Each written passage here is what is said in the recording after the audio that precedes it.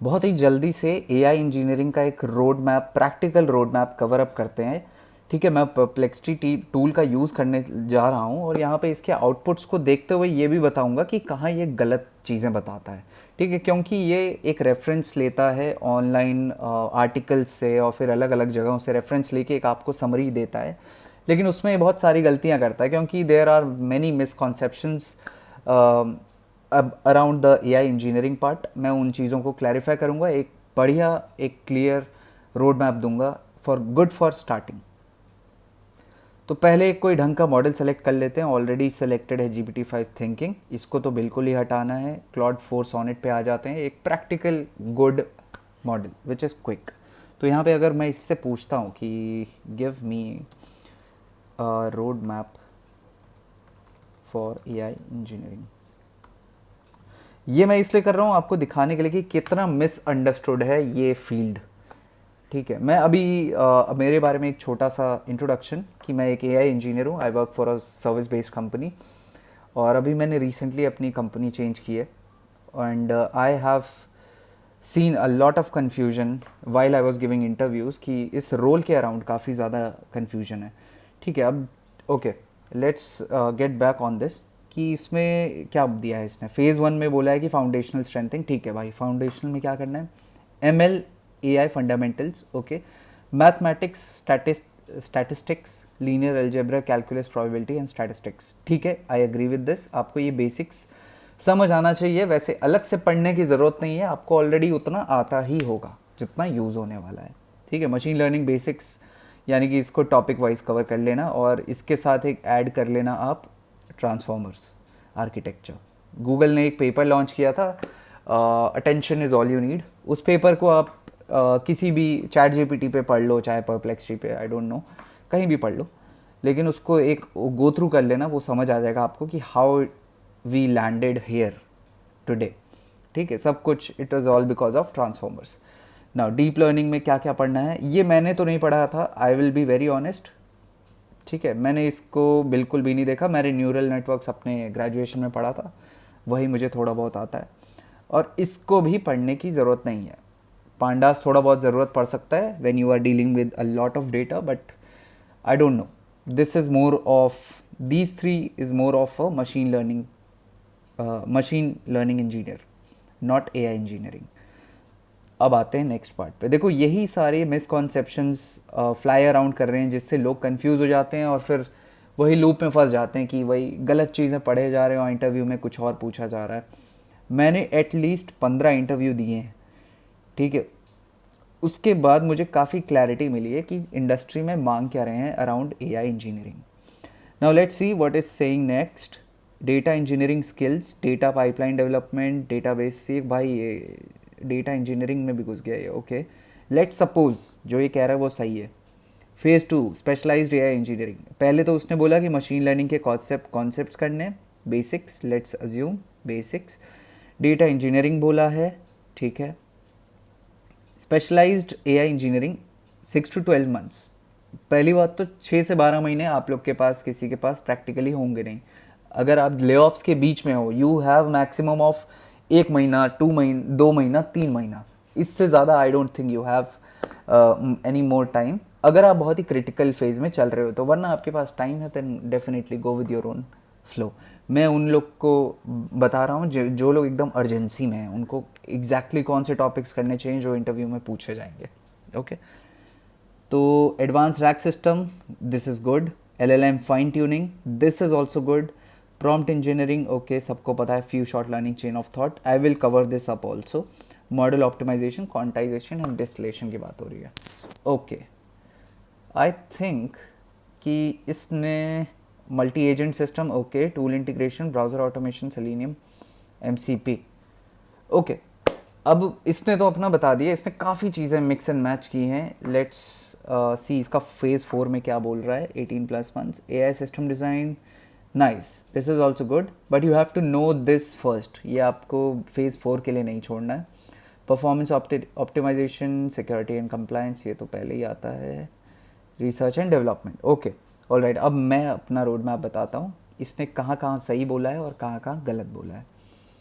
पहले तो आ जाते हैं भाई कि आपको पाइथन आना चाहिए। सबसे बेसिक, ठीक है। अब इसके बाद आपको सीखना चाहिए रैग। रैग सीखने से पहले एक्चुअली आपको सीखना चाहिए कि वेक्टर डेटाबेस क्या होता है, ठीक है, एंड वेक्टर्स क्या होते हैं, एम्बेडिंग्स क्या होती हैं, and embedding high dimensional vectors क्या होता है, ठीक है। और इसमें भी हम लोग और फर्दर ऑन डीप डाइव करेंगे कि sparse vectors and dense vectors, ये दोनों क्या होते हैं, ठीक है। जब हम लोग ये कर लेंगे then we are ready for doing rag.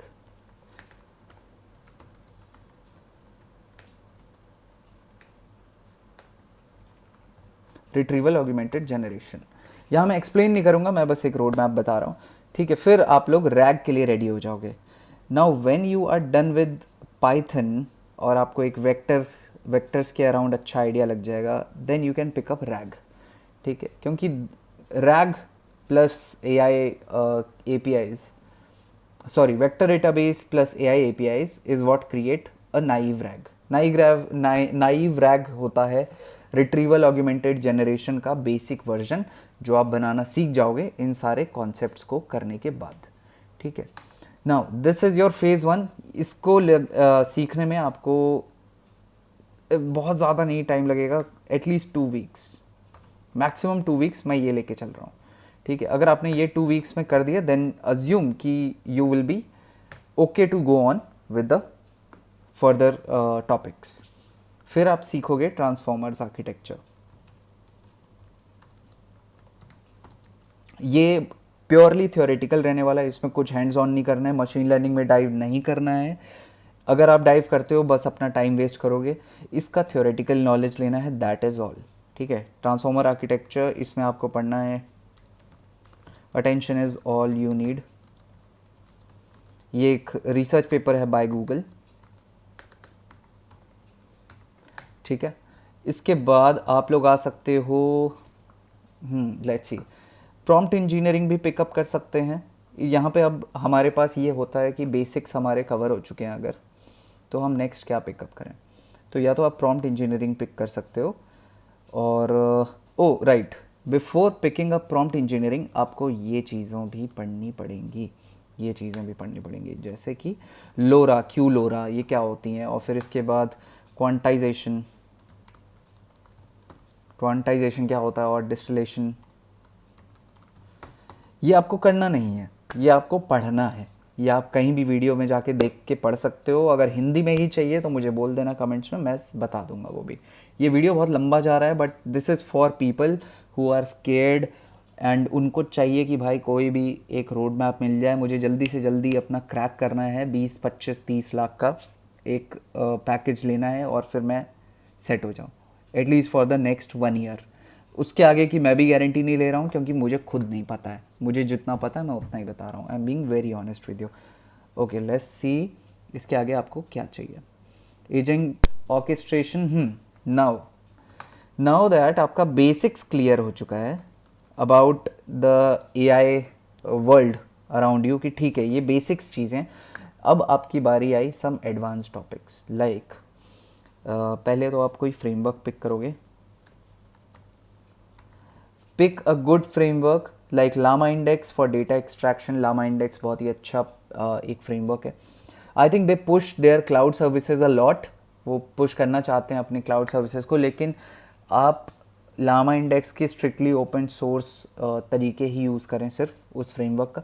दूसरा है लैंगचेन, एक बहुत ही जाना माना फ्रेमवर्क है, सब बाय डिफ़ॉल्ट वही यूज़ करते हैं। और एक अच्छा एजेंट बनाने के लिए एक फ्रेमवर्क है, वो है लैंगग्राफ। ये वो थोड़ा मुश्किल रहेगा इस पॉइंट ऑफ टाइम के लिए, ये जो मैं इस पॉइंट ऑफ टाइम की बात कर रहा हूँ यहाँ तक के लिए थोड़ा मुश्किल रहेगा, लेकिन वो भी आप पिक कर सकते हो if you like it.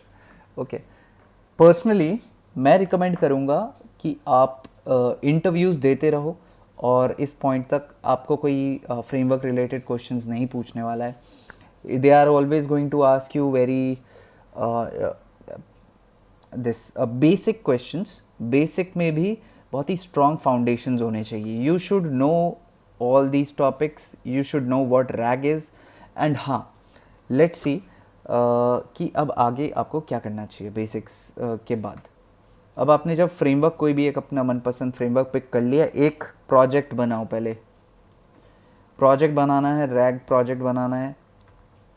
Rag project बनाने के बाद उसको ऑप्टिमाइज़ करना है कि चंकिंग स्ट्रैटेजी कौन कौन सी यूज़ हो रही है.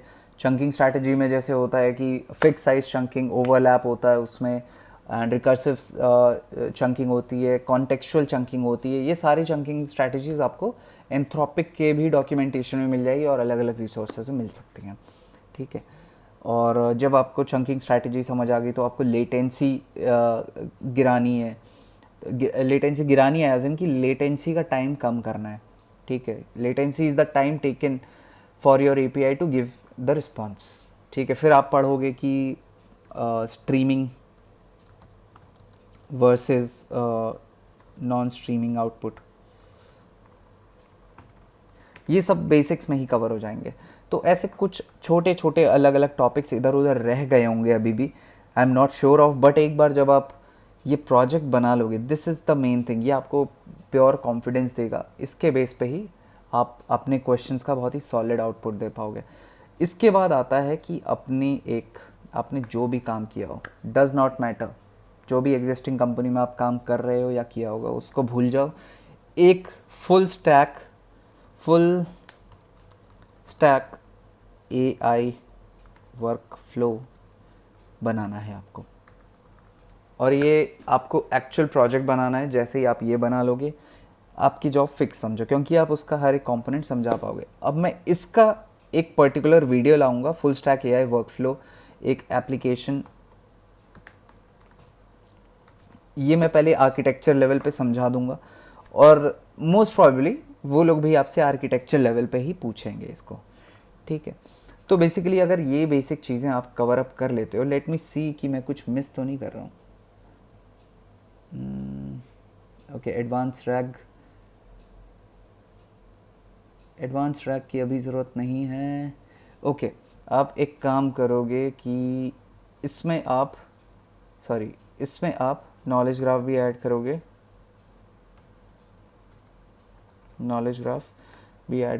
एंड या दैट इज़ ऑल. इसमें नॉलेज ग्राफ भी ऐड कर लोगे. अब मैं टूल्स बता देता हूँ कौन कौन से यूज़ करना है. ठीक है. अब आप शुरू कर सकते हो पाइथन, LangChain, ओपन सर्च, ये वेक्टर डीबी होता है. और ग्राफ डेटाबेस के लिए Neo4j यूज़ कर सकते हो. एंड या आई थिंक मोस्टली सारे कवर कर लिए. और मेन चीज़, एआई की एपीआई कहाँ से मिलेगी आपको. अभी आपको क्लॉड और ओपन एआई वगैरह ये सब आपको पेमेंट मांगता है. Then go to Google Gemini. ठीक है. वहाँ पे आपको फ्री एपीआई की मिल जाएगी. ये आपको एपीआई की जब मिल जाएगी तो आप अपना रैग शुरू कर सकते हो. And firstly go to Airtel app and claim this Perplexity Pro का सब्सक्रिप्शन. 1 साल का फ्री में मिल रहा है, बहुत वर्थ है. इस पे आप अपनी सारी पढ़ाई पढ़ सकते हो. और मोस्ट प्रॉबेबली आप अपना मॉडल देख लेना कि क्लॉड सोनेट 4 रहे या जो भी आपको सूटेबल लग रहा है. O3 वगैरह भी ट्राई कर सकते हो. मैं क्लॉड 4